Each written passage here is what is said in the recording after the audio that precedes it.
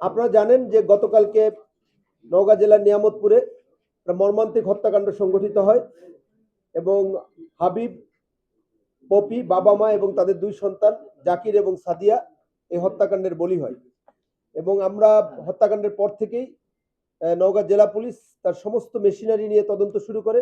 আমাদের তদন্তের সাথে পিবিআই এবং সিআইডিও আমাদেরকে সহযোগিতা করে এবং সারা দিন ব্যাপী তারপরে সমগ্র রাত ব্যাপী তদন্ত হয় এবং অভিযান হয়।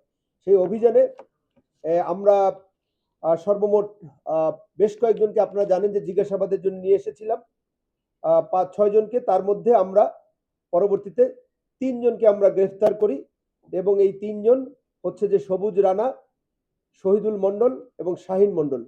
এবং এই 3 জনই, এর মধ্যে 3 জনের মধ্যে 2 জন সবুজ রানা এবং শহীদুল মণ্ডল আমাদের কাছে পুরা কিলিং এর কথা স্বীকার করেছে এবং এর সাথে আমাদের অনুসন্ধানে মনে হয়েছে তদন্তে যে আরো কয়েকজন জড়িত আছে। আমরা তদন্তের স্বার্থে তাদের নাম বলছি না। এবং এটা একটা পরিকল্পিত হত্যাকাণ্ড ছিল, যেটা হচ্ছে যে নমির উদ্দিনের এক ছেলে এবং 5 মেয়ের যে সন্তান এবং তাদের মেয়ের জামাইদের মধ্যে যে পারস্পরিক শত্রুতা, জমি নিয়ে বিরোধ এবং এবং যে তাদের মধ্যে যে ক্ষোভ ছিল যে বঞ্চিত হওয়ার, এ থেকেই এই ঘটনার সূত্রপাত হয়েছে।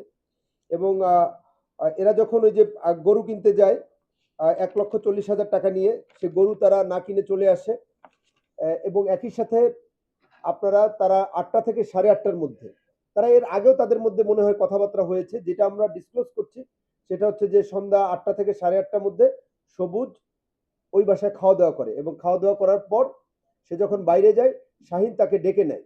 শাহিন তাকে ডেকে নিয়ে ওখানেই ওই মাঠে তারা একটা পরিকল্পনা করে যে রাতের বেলা যখন লোকজন কমে যাবে তখন তারা আসবে এবং রাত 12টা থেকে 11:30 থেকে 12টার মধ্যে এর আগেই শাহিন ভিতরে ছিল এবং অন্যান্য লোকজন বাইরে ছিল। এরপরে রাত 1টার পরে তারা সবাই ভিতরে ঢুকে পালাক্রমে একে একে, প্রথমে আমাদের যেটা মনে হয়েছে যে প্রথমে তারা হাবিবকে তারা জবাই করে হত্যা করে, আপনারা দেখেছেন যে এখানে তারকে জবাই করে হত্যা করা হয়েছে। এরপরে হাবিবের পরে এই যখন হাবিবকে মারে একই সাথে তারা আপনার ওই বৃদ্ধ লোকটার সিটকানি দিয়ে লাগিয়ে দেয় যাতে সে যদি কোনো শব্দ পেয়ে বের না হতে পারে। এরপরে তারা ওই মহিলা প্রস্রাবের জন্য বের হয়। তার তো 2টা বাচ্চা আছে, আপনারা জানেন যে ওই মহিলার পরনে পায়ে কিন্তু স্যান্ডেল ছিল এবং ওই সাথে সাথে সে যখন বের হয় তার চুলের মুঠি ধরে সবুজ প্রচন্ড জোরে এই ধারালো অস্ত্র দিয়ে আঘাত করে এবং এইটা হাসুয়া টাইপের খড় কাটার একটা অস্ত্র। এবং এর পরপরই তারা উত্তরাধিকার বিনষ্ট করার জন্য ওই তারা আপনার ওই বাচ্চা শিশু দুইটাকেও একই কায়দায় ঐশিক কায়দায় হত্যা করে এবং ওদেরও আঘাত হচ্ছে আপনার এই গলায় এবং ঘাড়ে, বাচ্চা দুইজনেরই।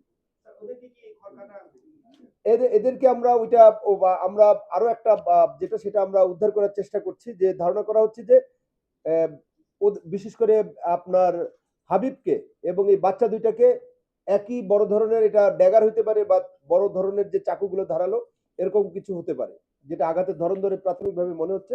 তারপরে এগুলি ফরেন্সিক রিপোর্ট আসবে, আমরা এটা আরো ডিটেলস বলতে পারবো। এরপরে হত্যাকাণ্ড সংঘটিত হওয়ার পর এরা বিভিন্ন দিকে চলে যায়, বিশেষ করে সবুজ চলে যাওয়ার পথে আপনার ওই শাহিনের বাসার সামনে যে জঙ্গল, ছোট্ট জঙ্গল আছে, সেখানে আপনার এই হাসুয়াটা তারা ওটা ফেলে দেয় এবং তাকে যখন আমরা জিজ্ঞাসাবাদ করি তার জিজ্ঞাসাবাদের তথ্য অনুযায়ী ওখানে স্থানীয় জনগণের সম্মুখে আপনার এইটা সিজার লিস্ট করা হয় এবং পাশের যে একটা ছোট পুকুর আছে সেখানে নাকি আরেকটা ওই ধারালো চাকুটা ফেলা হয়েছে সেই শব্দ শুনতে পেয়েছে, তাই সেটা উদ্ধারের জন্য আমাদের তৎপরতা অব্যাহত আছে।